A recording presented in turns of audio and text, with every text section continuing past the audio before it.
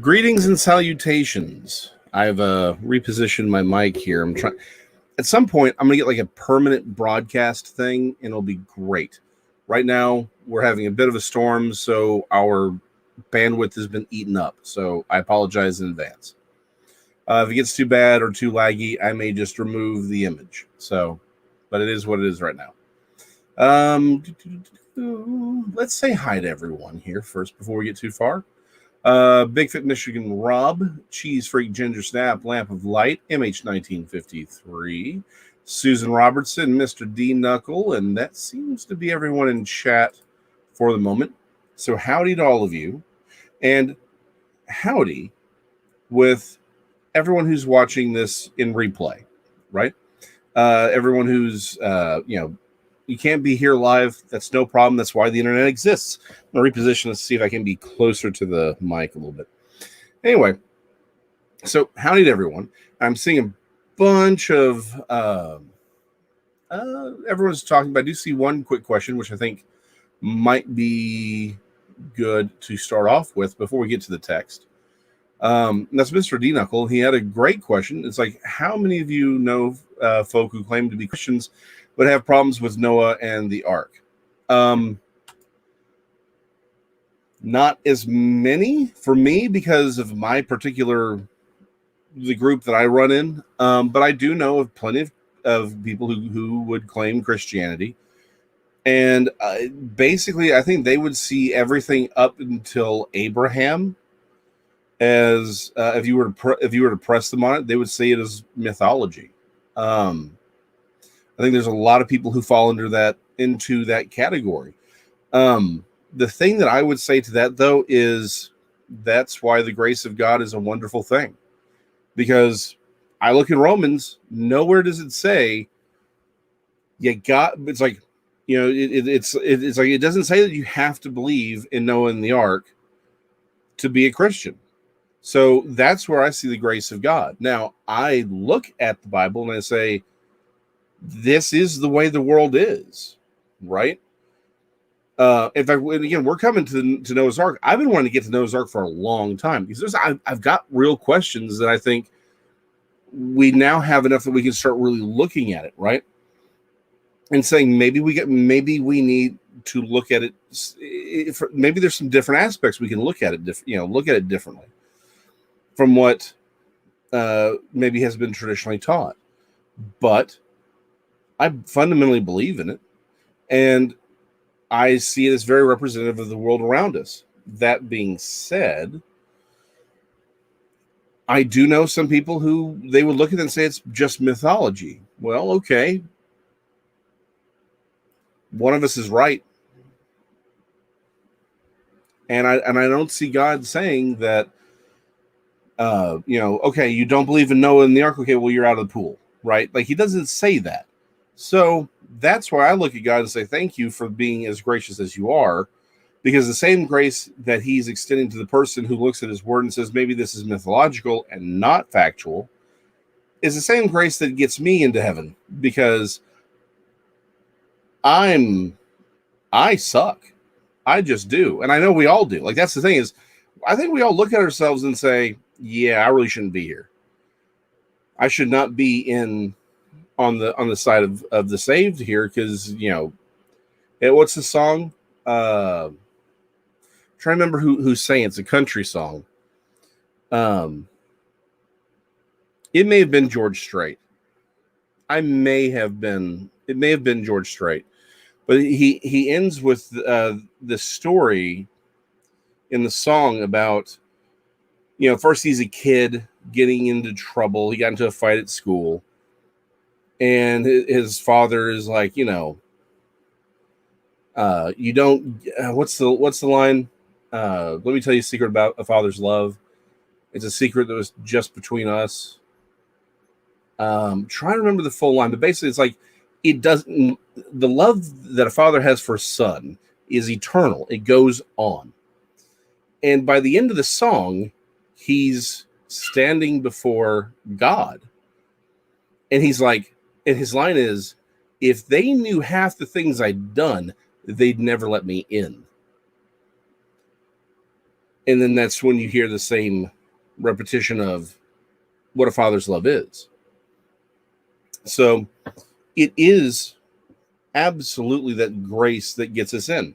I look at someone and say, you don't think Adam, you don't think that Adam and Eve were real. You don't think that the ark was real. Maybe you don't even think Abraham was real. Okay. I disagree, but we can disagree, and then God can settle the score. He can be the one to tell us which one of us is right, which one of us is wrong. Love without end. Thank you, Mr. D Knuckle. And it is that's why it's like I just look at him and say, I'm disappointed, but the same grace that's letting me in is the same grace that's letting you in, because I know that there's something I misunderstand in this book. Hey, for mentalists, we missed you. But I know that we have been, I know that there's something I've got wrong in here. That in all of this, there's something I've misread, something I misunderstand. And that's why I hold everything with an open hand and to just say, God, when show me where I'm wrong. The problem is I know that God does it in his time. So, yeah.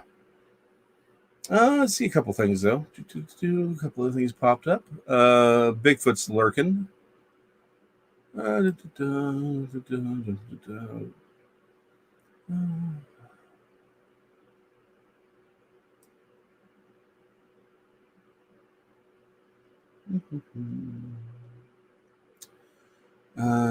Daughter-in-law was, well, again, Noah had 3 daughters-in-law, so I don't think that anyone who was a Nephilim survived the flood. I think they re-emerged later. Again, we've already had that conversation, and we'll talk about it more in depth again when we get to it. But I think that's really what the Tower of Babel was about.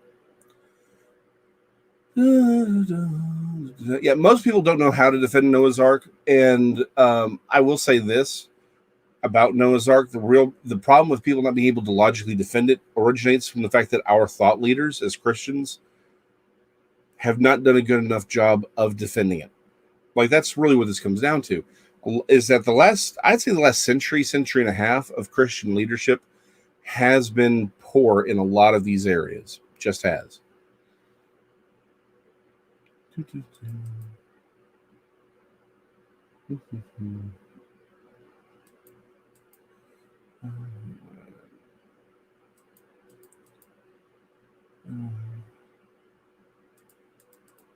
Just trying to make sure I got everyone.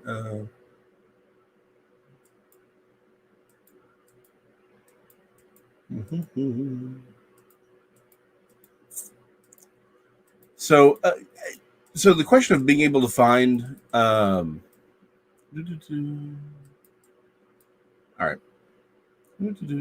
Okay. So yeah, I think we're good. Yeah. Okay, so for mentalists, we're going to talk about that because I've been looking at something and I'm really trying to figure something out. It's popped in my head and it's an itch I'm trying to scratch. And the problem is at this point I still don't have anything I can point to that says that's definitive proof that I'm right. Oh, hey Tom, Lamp of Light. But we're going to talk about it because I have a theory about that. I actually got several theories and several questions in my head. As far as being able to actually find the Ark, I wonder if we're actually going to find the Ark, or if we would find remnants of other things that were built around the Ark. Because I think about it and I wonder, would the Ark actually have been used? Like, once it was done, would they have not taken it apart to build shelters instead of going and cutting down new lumber and doing all these things? Wouldn't they have just rather use what was there, right? But we'll talk about that when we get to it. So the greatest common ancestors. So for mentalists, you're right. So again, that's what we'll talk about that here in a second. We definitely need to open in prayer, but let me two things.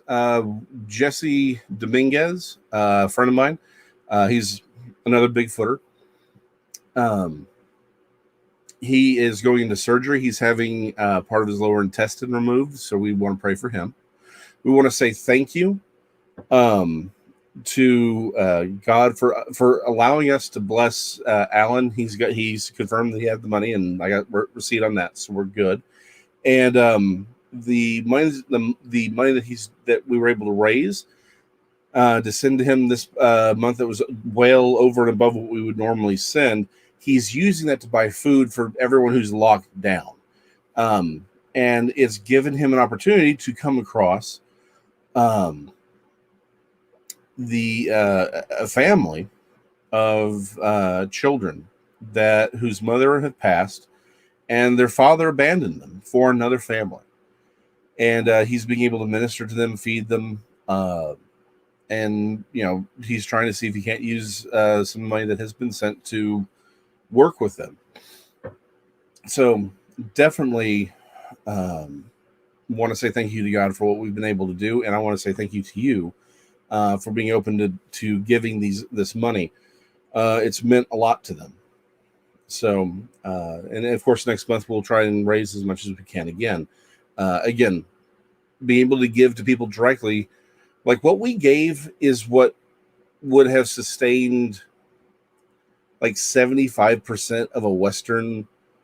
That's on a good on a lean month. Like if we'd send someone from the West, the money that we gave this month would meet like maybe 75%. I've seen maybe sometimes even half or a third.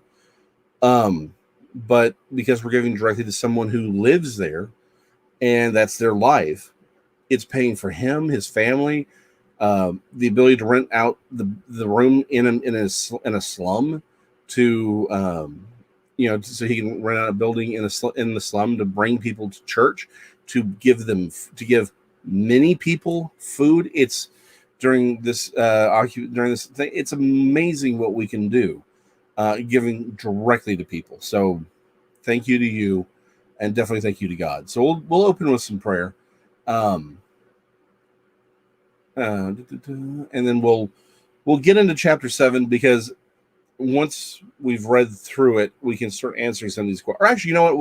We'll keep having this conversation, then we'll read it, because I think if I throw these ideas up front, you'll hear the text differently. So we'll go ahead and so in Titan, that's exactly where I want to go as well, because I think that's the thing that's been in my brain for a while. So we'll talk about that here in a second. Heavenly Father, we thank you and we praise you for all that you've done. We thank you that you have brought us all together, that we can have these conversations, that we can explore your word. Thank you that you've brought us together with Alan, that we can bless your people in another location, that we can give to those who need it, to those who are far less fortunate and in far greater distress than many of us. Thank you that we can support one another, that we can talk to one another, that we're not like so many churches divided amongst who wears what clothes and what songs to sing, that we can worship you in spirit and truth together, that we can disagree but agree on your greatness and in your grace. Father, we thank you for the healing work that you've done with Tom's grandson. Thank you that he's out of the hospital. We thank you that you will put your hand on Jesse Dominguez, that you will keep him through this surgery, that you will heal him afterwards. Father, we thank you for everyone that you've touched, for Gene Hudson's niece, for all of us. We thank you that you've called us and you've made us your own, that we're special not because we are unique or gifted, but because you called us. Give us the strength to live up to be the us you know we can be, to have the courage to say the words you want us to say, and to stand when you want us to stand. Thank you for making us more than we are. and loving us enough to make us into something more than we could hope to be. We praise you in all of these things. In Christ's name we pray. Amen. So the two questions that I've been really dealing with, well, three. The third one, I can't find the website, unfortunately. I had it bookmarked and it has disappeared. So this archaeologist had discovered was an area that matches the proportions and shape of the tabernacle of Moses. Again, in a lot of these deserts, right, particularly in Saudi Arabia and a few others, there's not enough weather to really change the landscape. So you can just walk up on something that's been there for 3,000 years, and it's just a bunch of rocks. Well, just haven't been moved, and not a lot of people are out there because it sucks. It is.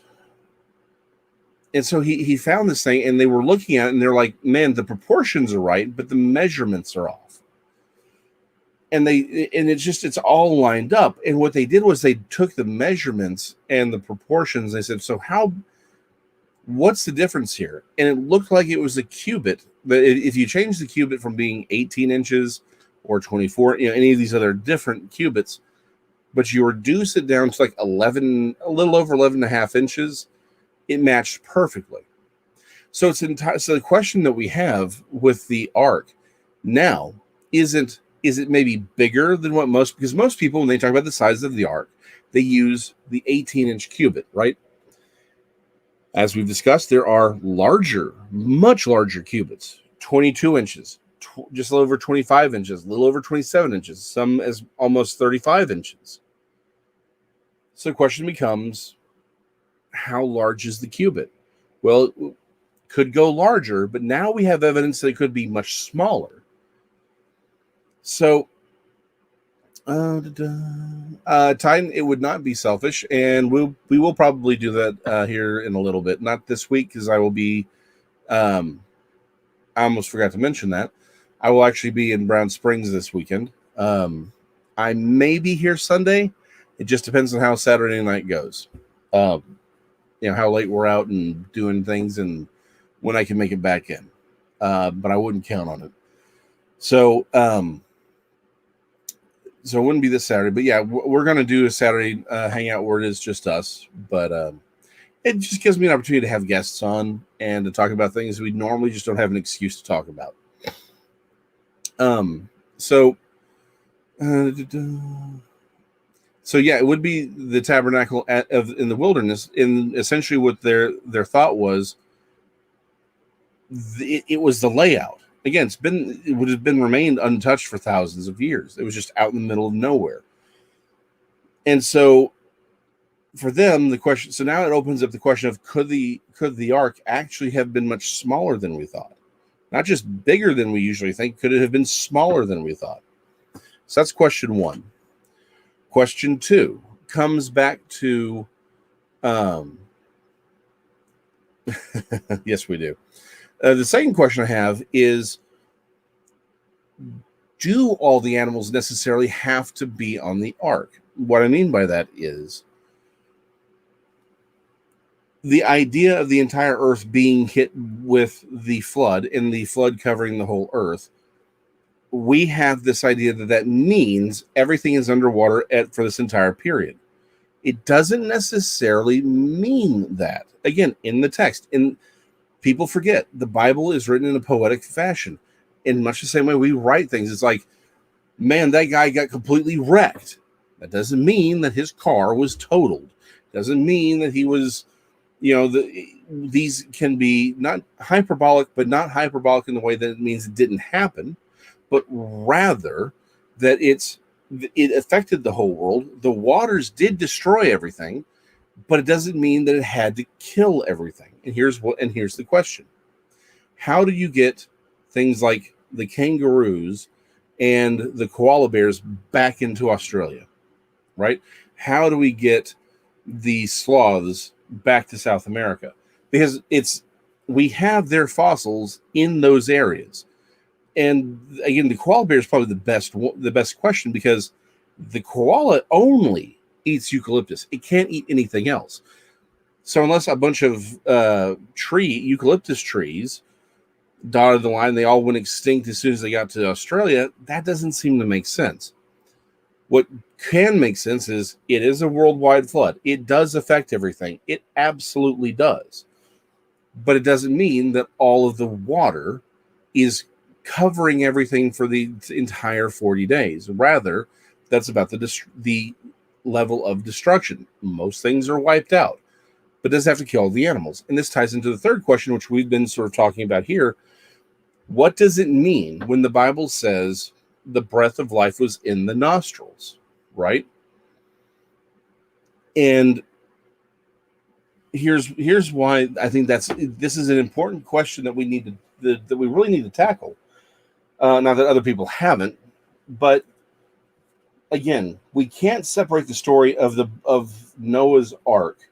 So here's the problem. We look at Genesis, we're like, here's the story of the 7 days. Here's the story of Adam and Eve. Here's the story of Cain and Abel. Here's the story of Enoch. Here's the story of Noah. Here's the story of here's the story of this and that, and we break them up into separate stories. But that's not how this was written. This is all one story. We can't separate them out that way. And what that means is when we see repetition of ideas and thoughts, we are supposed to catch that, particularly in the Hebrew. We are supposed to recognize that a theme is being repeated. And I think y'all are saying some interesting things here, so let me read those real quick.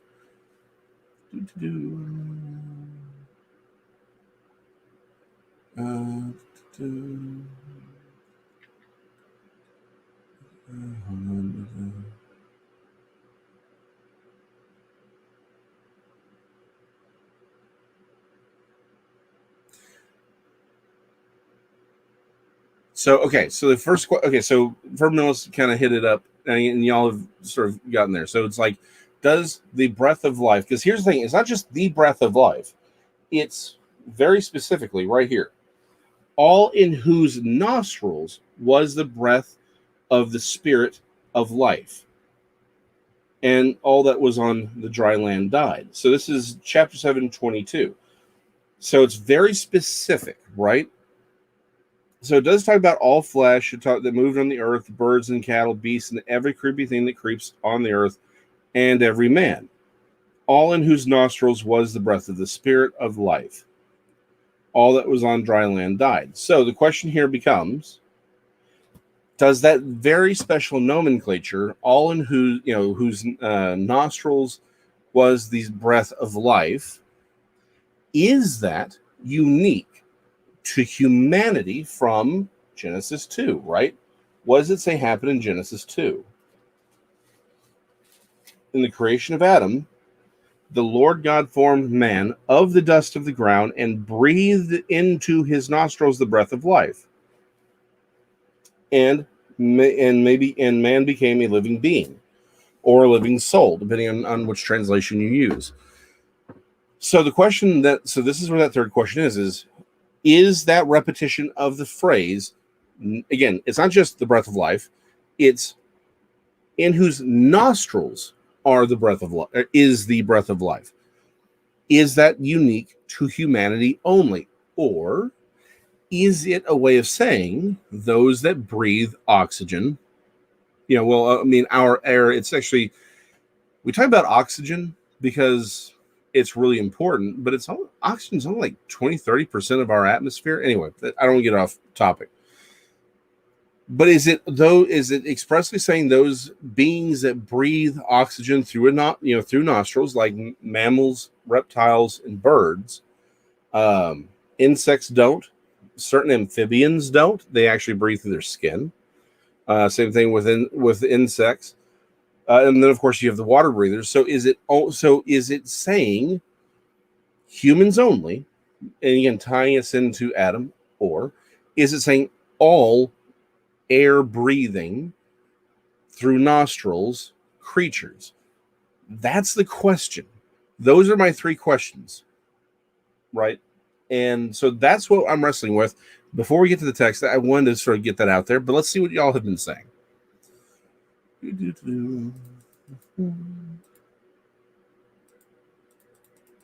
And so here's the thing, like so to Titan's point, that we don't see God breathing into the nostrils of any other animals, but they do have spirits, right? There's the spirit of the animal goes back to the earth, and the spirit of man goes up to God.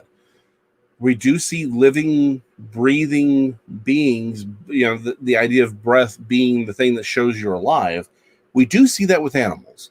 But again, it's that very specific language, in whose nostrils is the breath of life. That's a question I'm dealing with, or that's one of the big ones.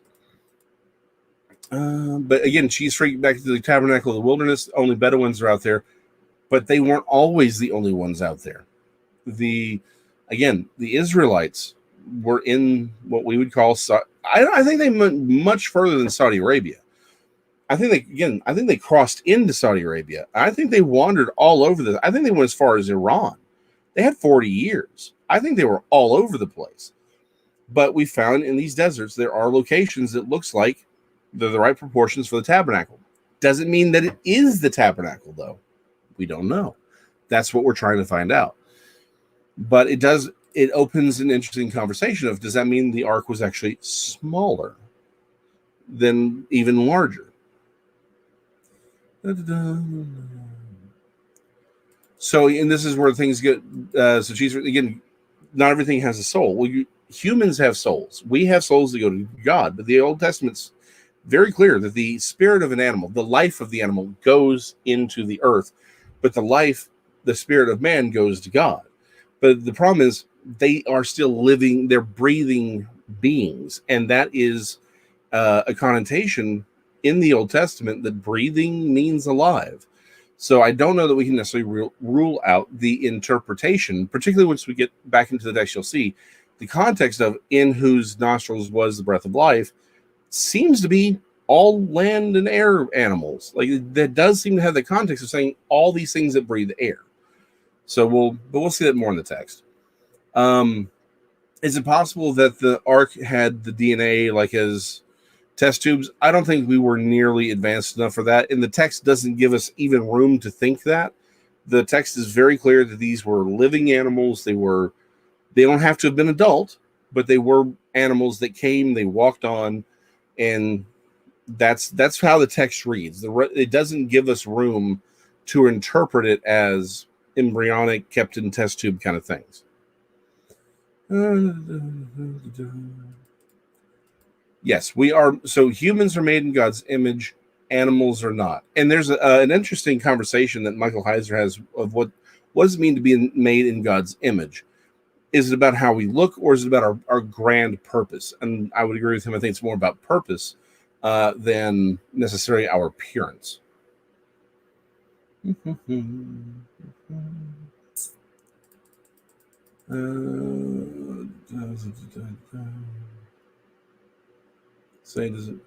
So okay, so lamp of light.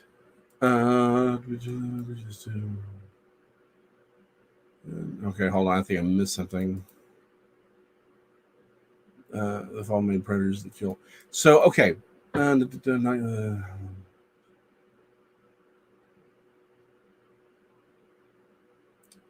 All right, yeah, we're having the same conversation.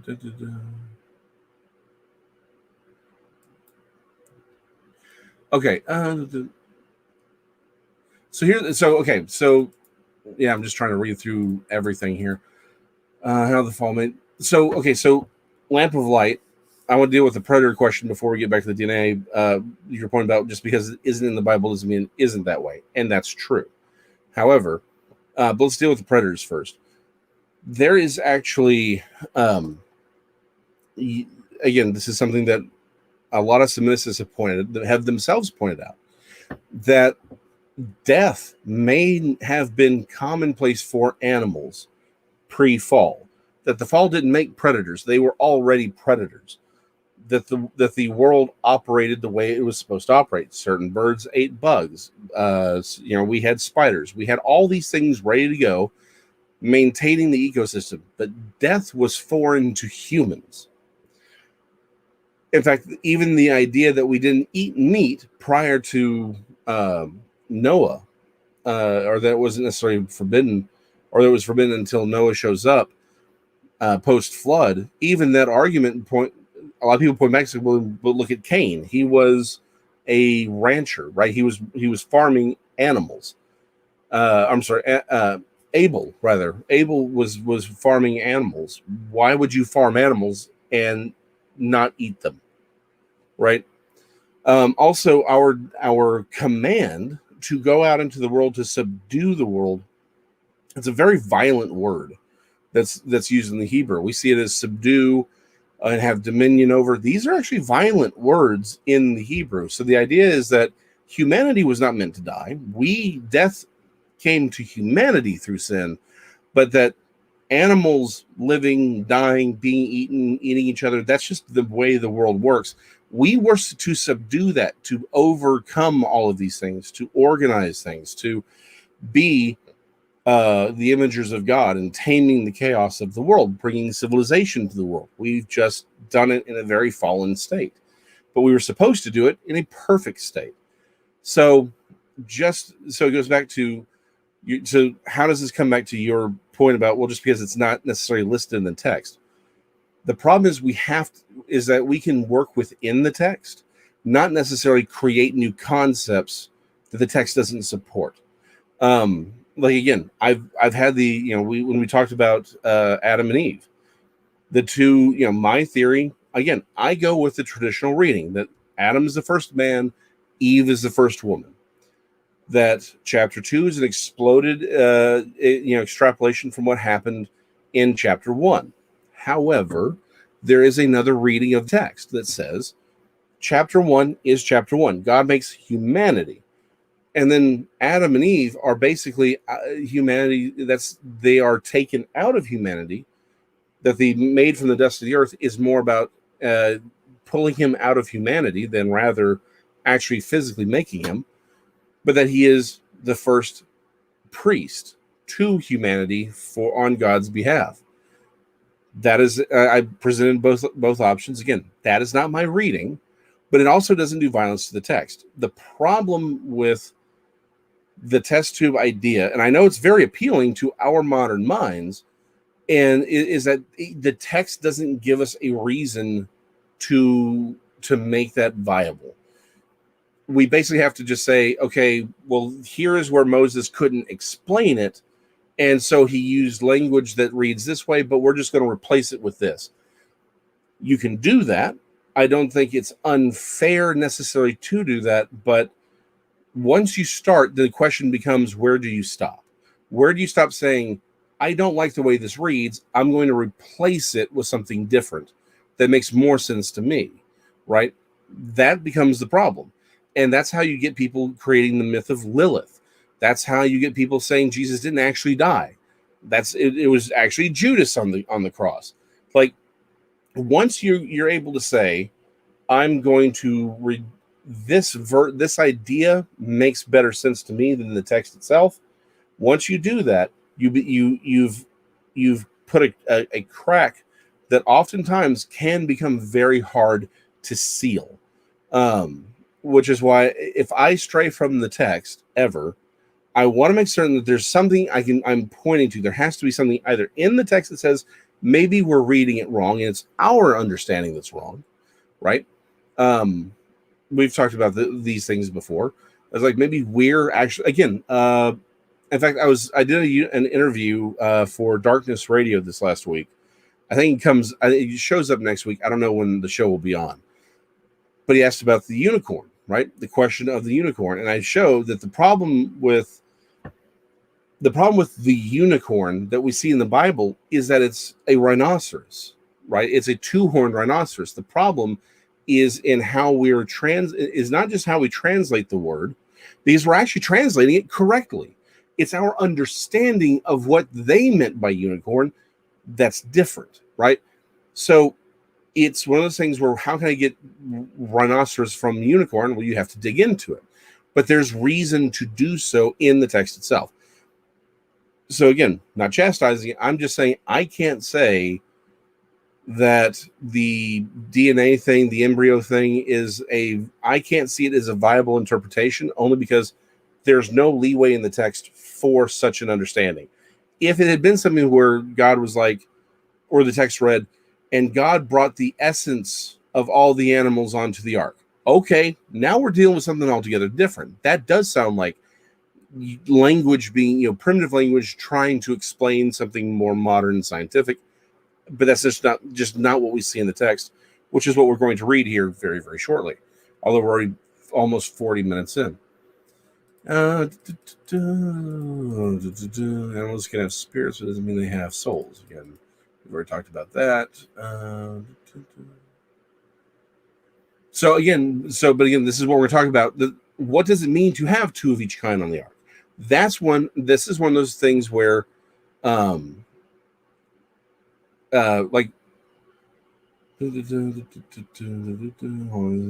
train of break. Argue that Leviathan was a crocodile. Okay, yeah. Sorry, just unfortunately sometimes the text jumps.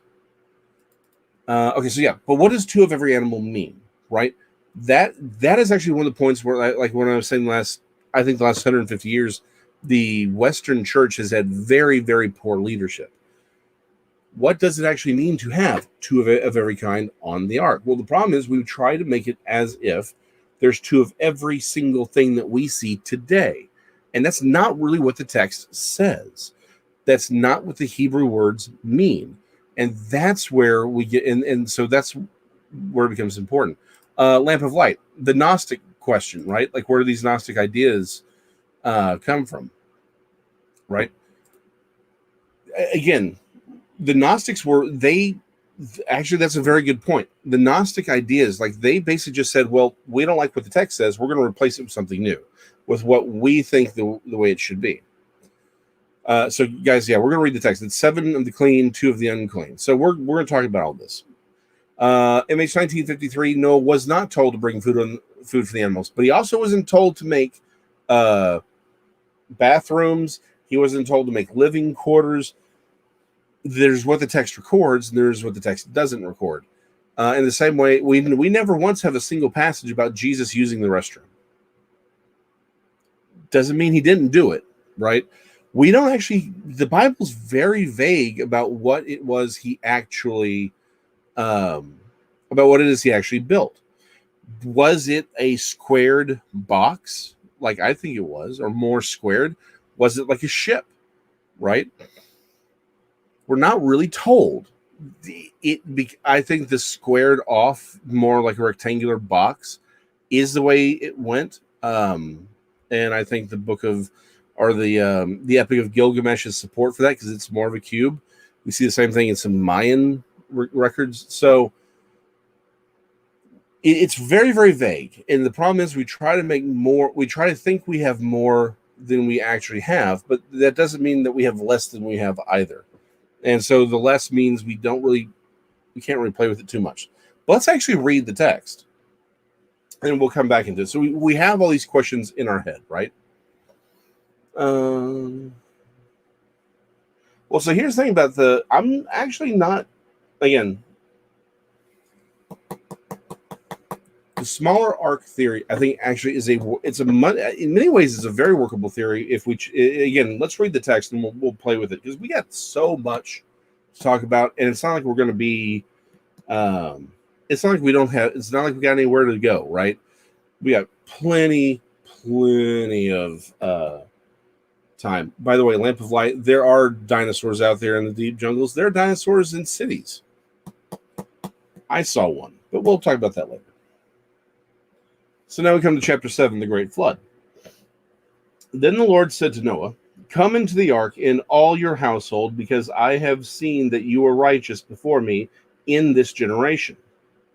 You shall take with you 7 each of every clean animal, a male and his female, 2 of each animals that are unclean, a male and his female. Also 7 each of birds of the air, male and female, to keep the species alive on the face of the earth. For after 7 more days I will cause it to rain on the earth 40 days and 40 nights, and I will destroy from the face of the earth all living things that I have made. And Noah did according to all the Lord commanded him. Noah was 600 years old when the flood waters were on the earth. So Noah, with his sons, his wife, and his sons' wives, went into the ark because of the waters of the flood, of clean animals and animals that are unclean, of birds and of everything that creeps on the earth. 2 by 2 they went into the ark, male and female, as God had commanded Noah. And it came to pass after 7 days that the waters of the flood were on the earth. In the 600th year of Noah's life, in the 2nd month, the 17th day of the month. On that day, all of the fountains of the great deep were broken up, and the windows of heaven were opened. And the rain was on the earth 40 days and 40 nights. On the very same day, Noah and Noah's sons, Shem, Ham, and Japheth, and the 3 wives of his sons with them entered the ark. They and every beast after its kind, all cattle after their kind, every creeping thing that creeps on the earth after its kind, and every bird after its kind, every bird of every sort. And they went into the ark to Noah 2 by 2 of all flesh, in which is the breath of life. So those that entered, male and female of all flesh, went in as God had commanded him, and the Lord shut him in. Now the flood was on the earth 40 days. The waters increased and lifted up the ark, and it rose high above the earth. The waters prevailed and greatly increased on the earth, and the ark moved about on the surface of the waters. And the waters prevailed exceedingly on the earth, and all the high hills under the whole heaven were covered. The waters prevailed 15 cubits upward, and the mountains were covered. And all flesh died and moved on the earth, birds and cattle and beasts and every creeping thing that creeps on the earth, and every man, all in whose the nostrils was the breath of life, or the breath of the spirit of life, all that was on dry land died. So he destroyed all living things which were on the face of the ground, both man and cattle, creeping thing and bird of the air. They were destroyed from the earth. Only Noah and those who were with him in the ark remained alive. And the waters prevailed on the earth 150 days. Okay. So, now with all those questions in mind, my reading of that text is very straightforward. I think all flesh means all flesh. I think everything was wiped out except that which was on the ark of air-breathing animals. I think the context of the phrase, the nostril, in this story, where it says, in which is the breath of life, in both contexts, even though it says nostrils was the breath of life in 22, it is sort of repeated over here in 15 and 16. The problem is the context is Noah and the animals. It's not necessarily in that phrase, breath of life, is not separate enough for me to think it's only talking about humanity. So my general reading of the text, my general preconceived notion on this is that the entire world was covered, that the entire world was affected, that water did cover everything. This is why we have fossils all over the planet. Now, how do sloths and koalas and all them make it back to where they're supposed to go? That's a great question.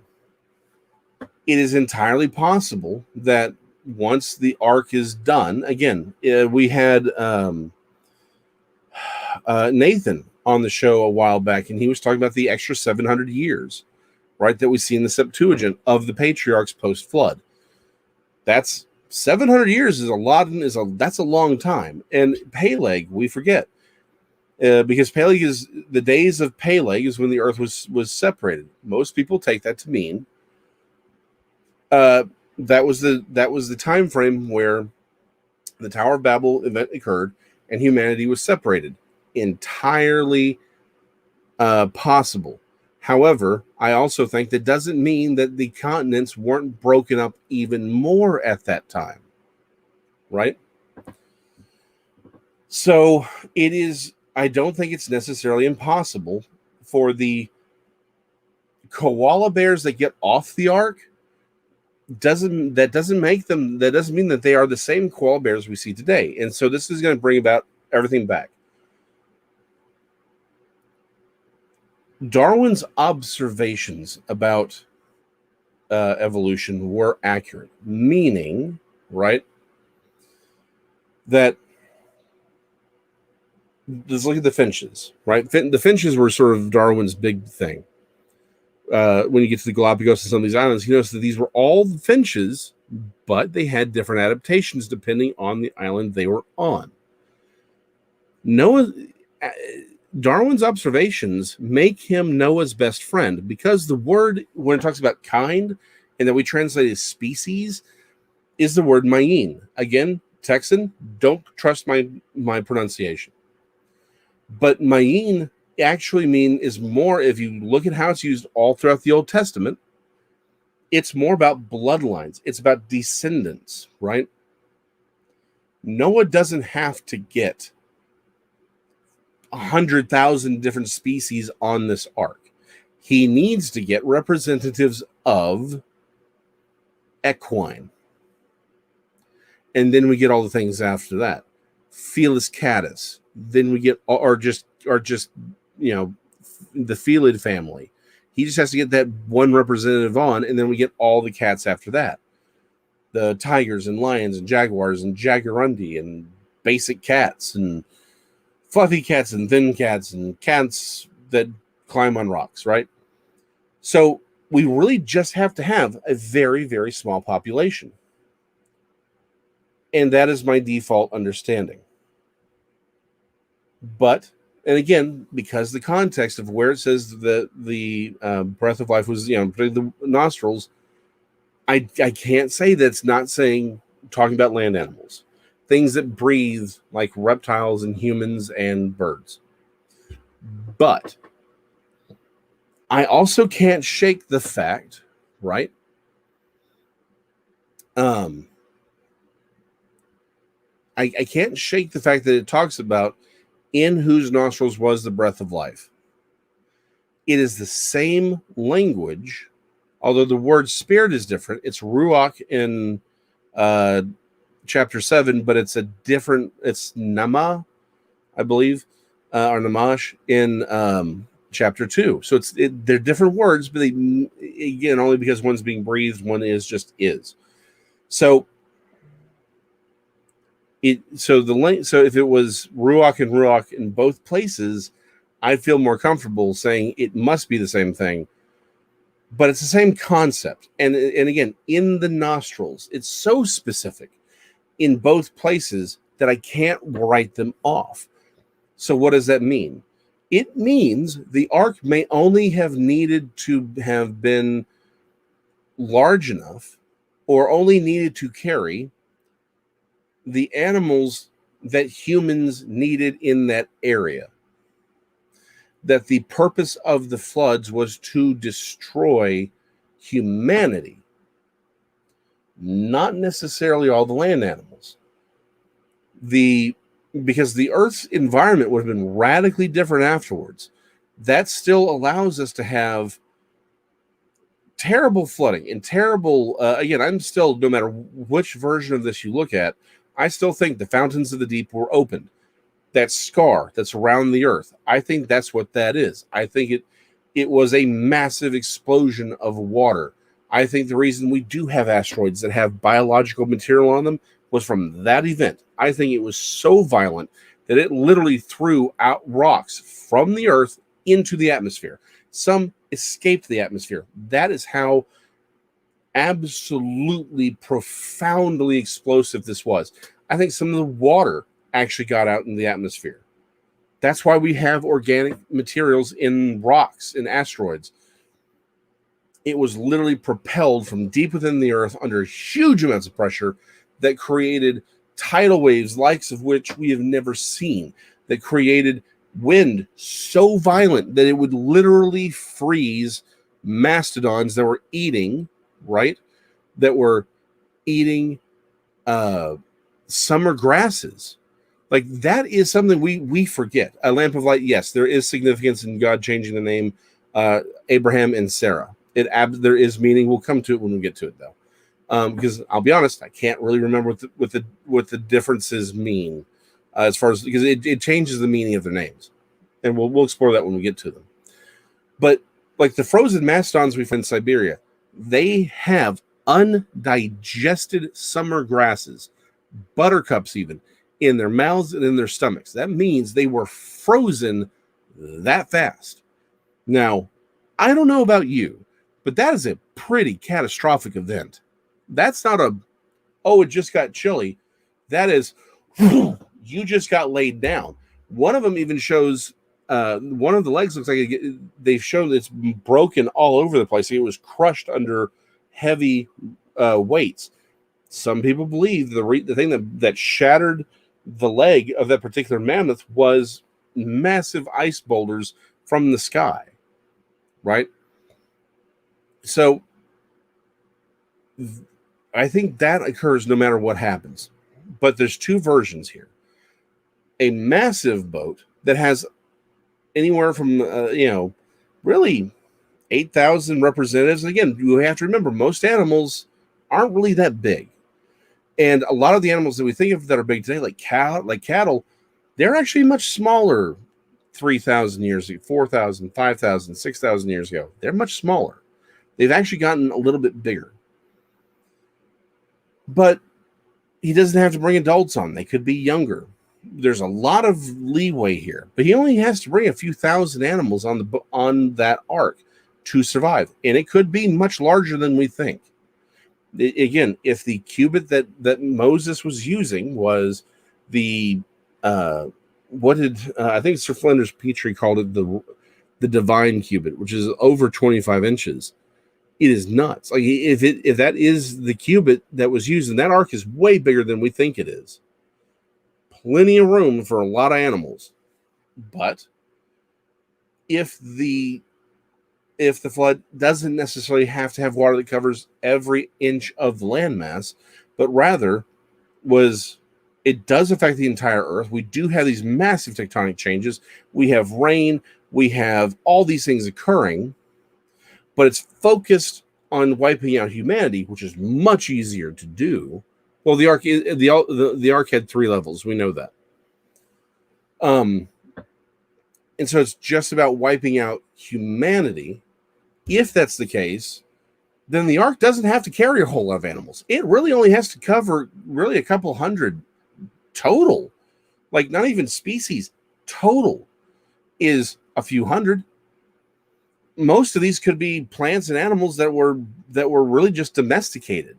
He doesn't need to bring all the wild animals, because the wild animals because some of those would have survived and they became other wild animals, and he's focusing on those that were domesticated. It is no coincidence and a lot of people point this out, that most of the domesticated animals that humans have, not just Western, not just of one particular religion, all of humanity, all domesticated animals, all of them, 2/3 come from the Levant, from the area of where the ark landed. Maybe he only needed to bring the domesticated on. I don't know. Again, right? I'm of the first. I think that's the way it went. I think that's an easier reading of the text. But can we read it not that way? Can we read it as it's, again, the whole nostril breath of life thing is really talking about people? That, because again, the reader was supposed, when you got to that point, you were supposed to look back and say, hey, that's the exact same phrase that we saw with Adam at the beginning. Maybe that's what they're talking about. I don't know. I think there is an argument that can be had.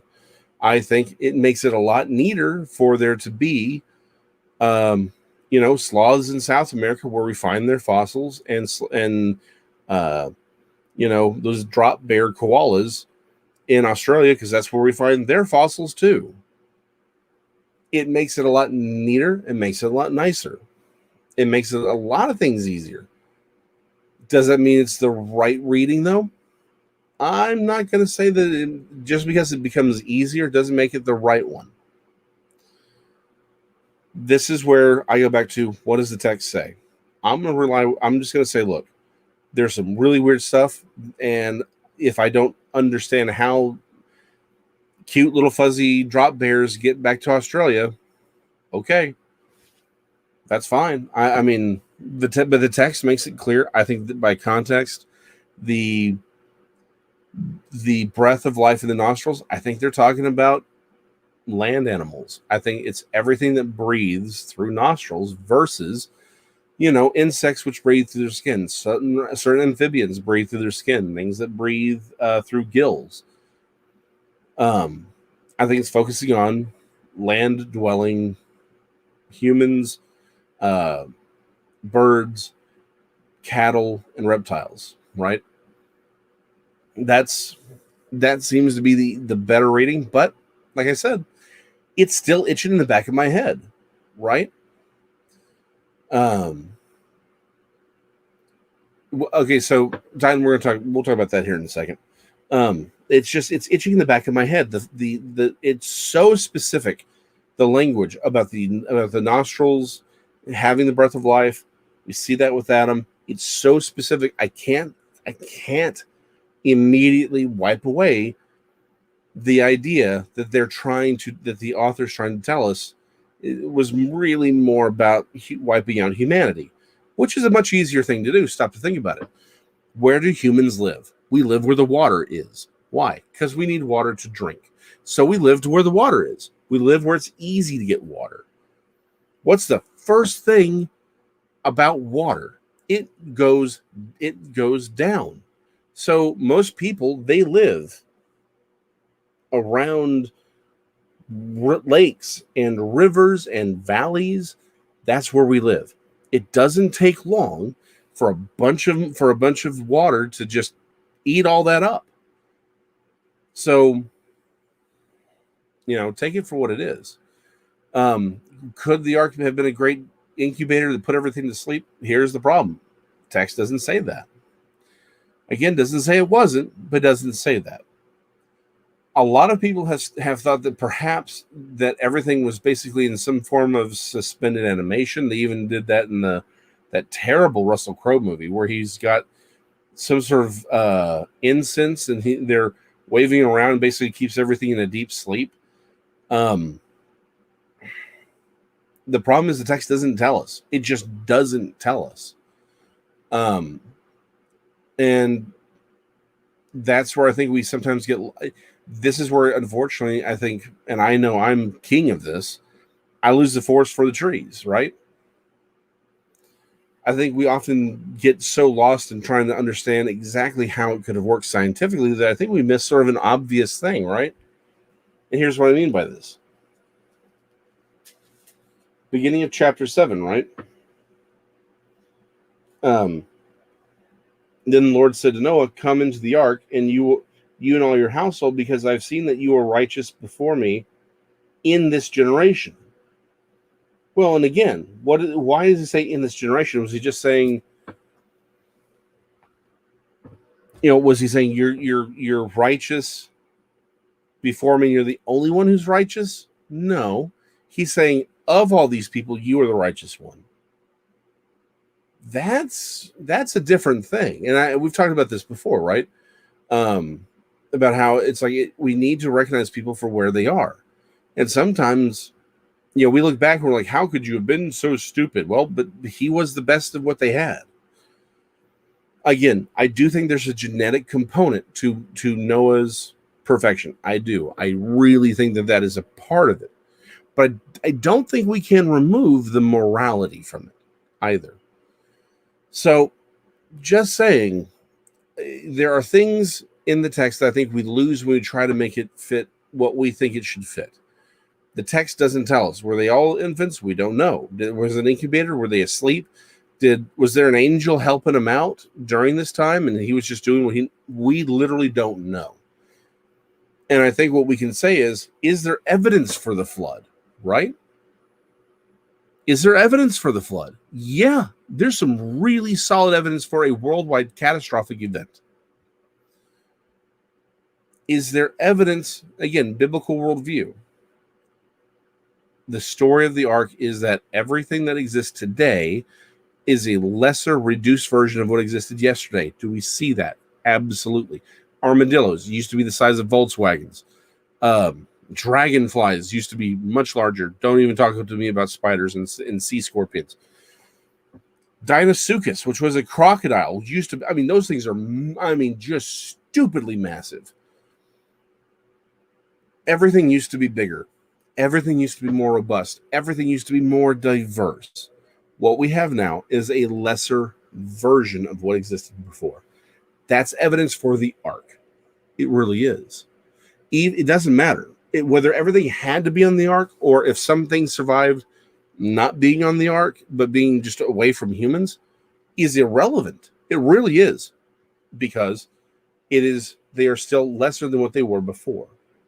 That means the catastrophic event rewrote the atmosphere as we knew it, completely rewrote the environment as we know it. The environment pre-flood was way different from what it is today, right?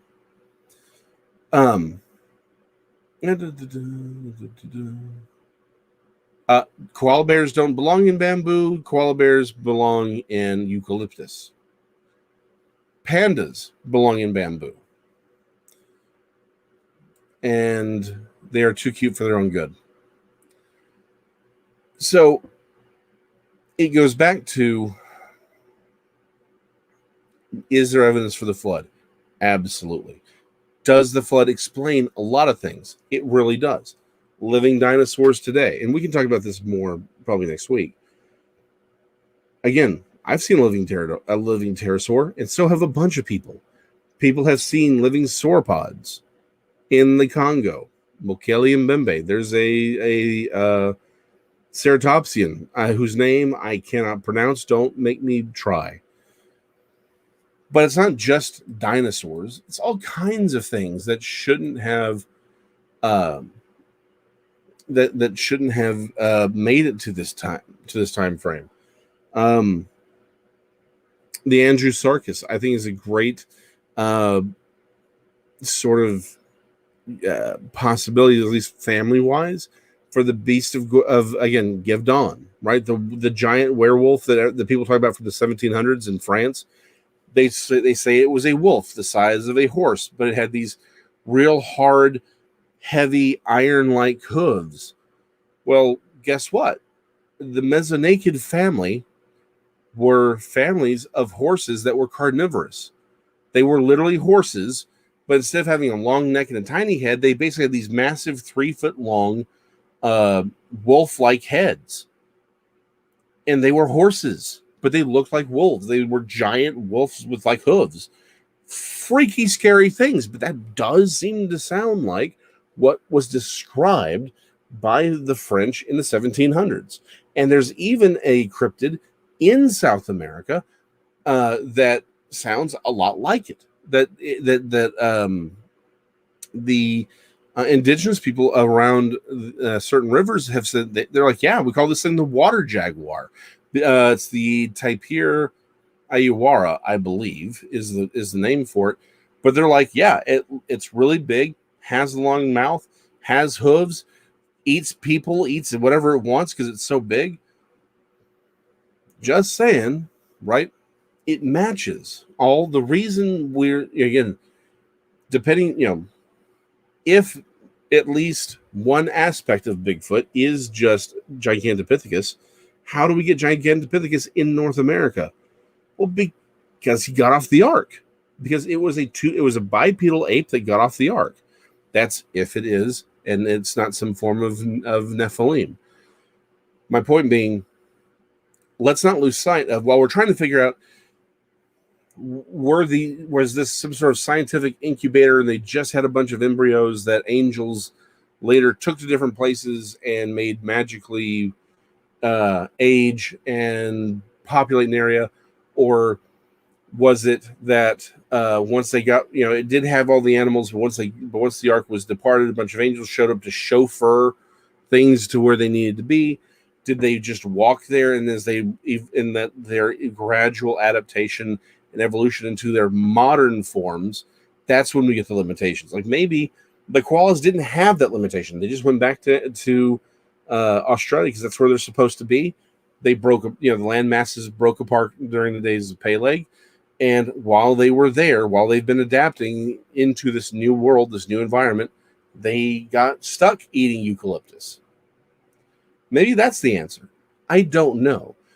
But I can't allow my pursuit of that resolution of that answer to cause me to miss the broader point that there was a flood, that it absolutely rewrote this planet, and that we can find the evidence of it. And why is the evidence of that flood important? Whether it happened 4,000 years ago or 15,000 years ago, doesn't matter when it happened or how or which version of the story is accurate. What matters is that it did occur. And why is that important? Because, as I've said 100 times before, and I'll say it 1,000,000 times later, the reason the beginning of this book is important, the reason the end of the book is important, is because the middle of the book is important. We can see evidence that the flood happened, which means this book is reliable. And if this book is reliable about the beginning of the world, and we see evidence and reasons for it to be accurate about the end of the world, then that means the middle, where it talks about Jesus, where it talks about how to be saved, and talks about what God expects of us from our life, that is what matters. The reason I care about the beginning and the end is because it's the middle that's important. That's why. Don't get me wrong, I love trying to figure out how do we reconcile what the text says with what reality is, what we see, what we dig up, what we find. Because, hold on, losing it. I enjoy it, but we can't allow that pursuit to blind us from the point that matters, which is that every day,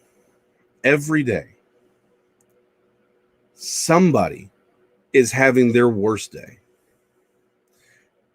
Every day, somebody's having their last day. Every day is a day that someone is going to run across the wrong person. Every day, you may be the only Jesus those people see.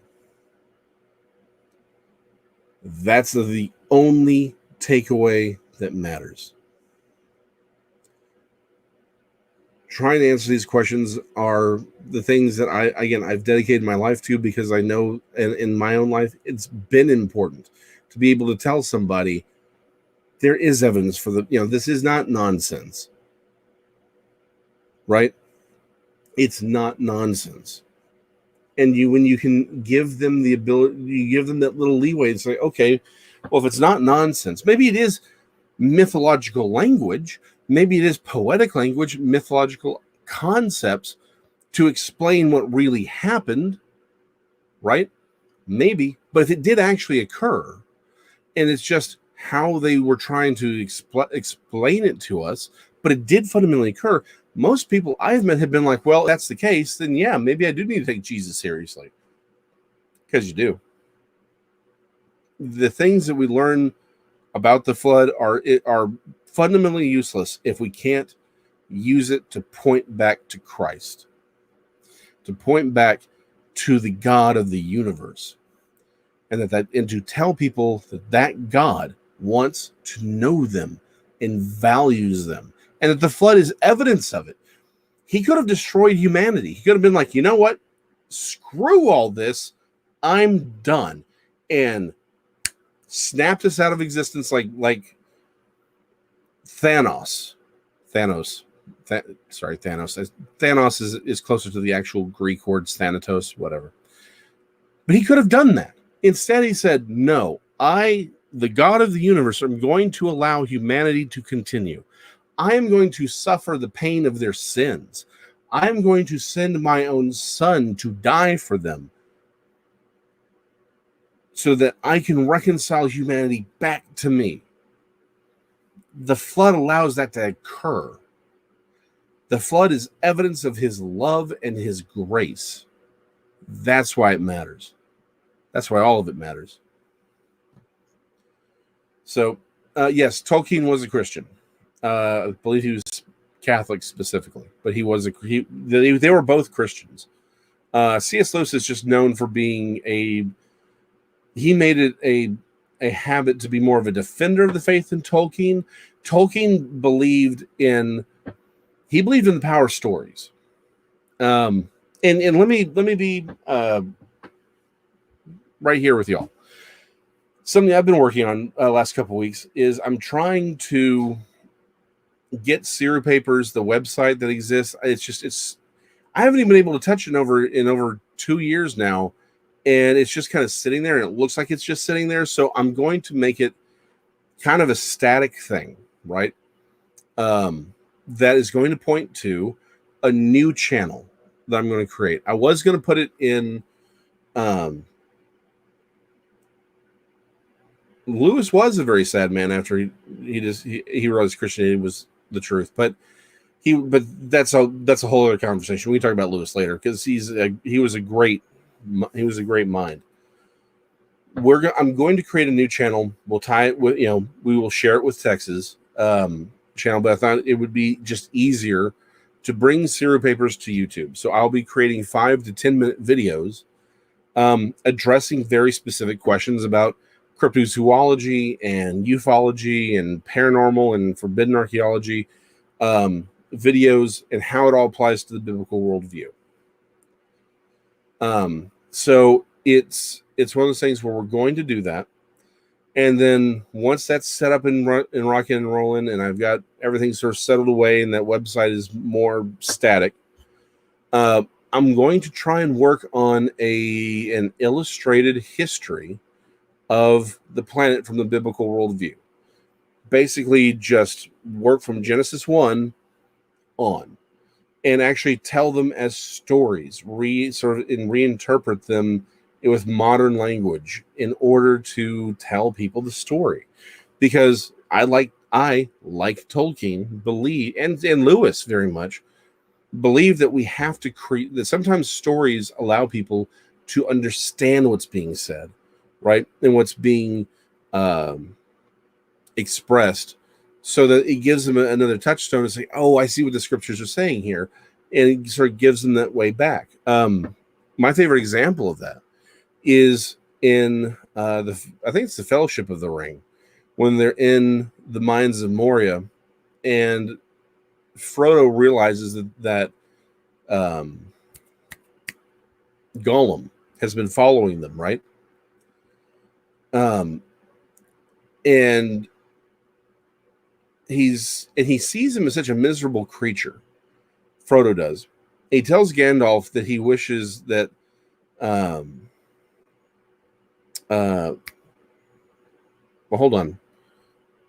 That Bilbo, yeah, I'm sorry. I'm not the biggest Tolkien fan, but so Frodo's talking to Gandalf, and he wishes that Bilbo would have been merciful and killed the creature. To which Gandalf looks at him and says, it was mercy that made Bilbo let the creature live. And in their conversation, Frodo is like, but look at all the will that evil has and all the power that evil has. And Gandalf says, you're absolutely right. But, right? He's like, but good is also at work in the world. And if you were, so I think he says basically something along the lines of, but if you, and maybe good is the reason you were given that ring, right? And if that's the case, then him being here may also be for good. And that gives us a lot of hope. That is the best expression of the theistic hope that every Christian has for this world. That when we look around, it's real easy right now to see how dark and evil the world is right now. It really is. Go back to Lamentations, right? oh, please don't stay up. We're going to shut this down. It's easy to lose faith. It's easy to look around the world and say, there's too much bad. We can't win. But the theistic hope says, it doesn't matter what you see. God is at work. You may not know how it's going to work out, but it will, because he's at work. And those things that we see that we're like, man, why would God allow this? Why would God make this happen? Why wouldn't he prevent this evil thing from occurring? Maybe those are the things that God uses, like being sold into slavery and then thrown in prison for 13 years. Like being the person who gets Stephen stoned to death, not, puff, puff, stoned to death. It's these things that we think are absolutely terrible that God uses to redeem the whole world. That's theistic hope. That's what Tolkien talked about in his stories, and that's what I want my stories to be. Sort of really re-expressing these truths so people can understand because sometimes we get lost in the text.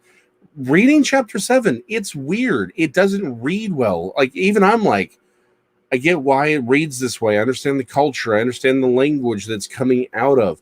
And even I think it's weird and it's difficult to understand sometimes. So we need stories that I think allow people touchstones, because maybe they don't get it the first 2 times. But sometimes, okay, they can understand the story and then they can bring it back to them and say, oh, now I see what's being said. So that's what I'm doing. That's what we're going to be doing. We got nothing but time, people.